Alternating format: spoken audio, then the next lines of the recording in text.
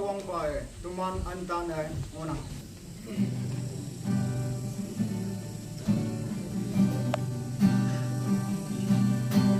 Kristen kadalam tuman esepsifa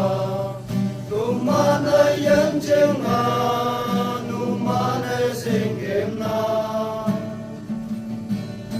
anu memang obu tuman yen tempa anyai negawang panang esepsifa kawang bae tuman antane mona tenang aku saya mengona ayan lo moy hai mane dambuba wang tam ka wang dang de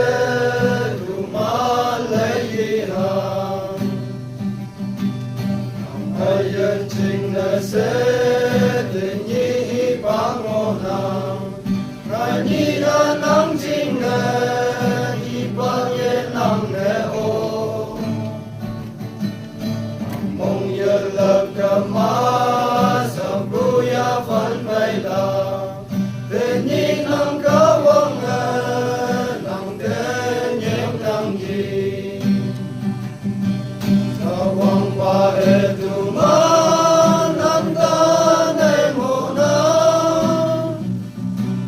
natanang aku saya mengona ayan lo moy hai mane